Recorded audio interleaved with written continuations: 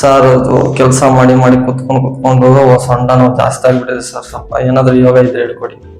ಓ ಹೌದಾ, ಅದಕ್ಕೆ ನಾನು ಇನ್ನು 3 ವಾರ್ಮಪ್ ಮತ್ತೆ 3 ಆಸನ ನಾವು ಹೇಳ್ಕೊಡ್ತೀನಿ. 2 3 4 5 ರಿವರ್ಸ್ ತಗೋ.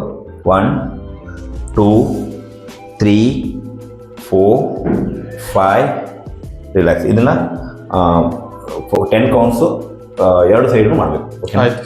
ಆಮೇಲೆ ಇದನ್ನ ತಗೊಂಗೆ ಸ್ಟಾರ್ಟ್. ಈ ಕಡೆ 1 ಲೆಫ್ಟ್ ಸೈಡ್, 2 3 4 5 6 7 8 9 10 ರಿಲ್ಯಾಕ್ಸ್.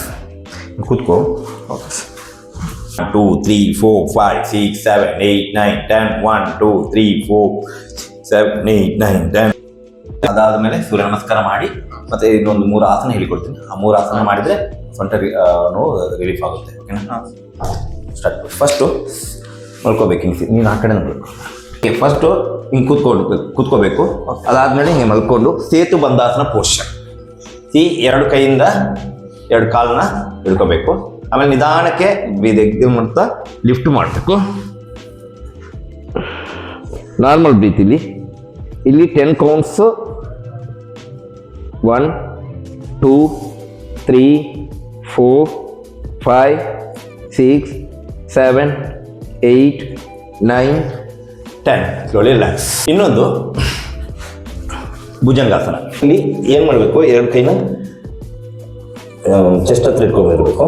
ಅದಾದ್ಮೇಲೆ ಇಲ್ಲಿ ಇದಿಷ್ಟೇ ನೋಡಿ, ಇದಿಷ್ಟೇ ಎತ್ತು. ಇಲ್ಲಿ ನೋಡ್ಕೊ, ಇದಿಷ್ಟೇ ಎತ್ತಬೇಕು. ಎತ್ಬಿಟ್ಟು ನೆಕ್ ಮೇಲೆ ಬ್ರೀತ್ ಇನ್ ಹೆಲ್ ಎಕ್ಸೇಲ್, ಇನ್ ಹೆಲ್ ಎಕ್ಸೇಲ್. ಅರ್ಥ ಆಯ್ತಾ? ಸಿ ಇನ್ನೊಂದು ಇಲ್ಲಿ ನಾನು ಮಾಡಿ ತೋರಿಸ್ತೀನಿ. ಫಸ್ಟು ಇದನ್ನ ಹಿಂಗೆ ಇಟ್ಕೋಬೇಕು. ಆಮೇಲೆ ಈ ಕಾಲನ್ನ ನೀನ ಬಂದ್ಬಿಟ್ಟು ಕೆಳಗಡೆ ಇಟ್ಕೋಬೇಕು. ಅದಾದಮೇಲೆ 2 ಕೈನ ನೋಡಿ ಟ್ವಿಸ್ಟ್ ಮಾಡಿ ಎಕ್ಸೇಲ್ ಮಾಡಿ ಟ್ವಿಸ್ಟ್ ಮಾಡಿ ಫುಲ್ ನೆಕ್ನ ರೈಟ್ ಸೈಡ್ಗೆ ಟರ್ನ್ ಮಾಡಬೇಕು. Normal breath. ಇದು ಮಾಡಬೇಕಂದ್ರೆ 2 ಸೈಡ್ ಮಾಡ್ಕೋಬೇಕು. ಸಿ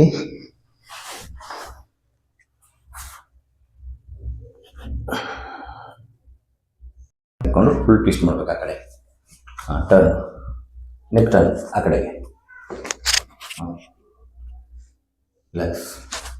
ನೆಕ್ಸ್ಟ್ ಇನ್ನೊಂದು ಸೈಡ್.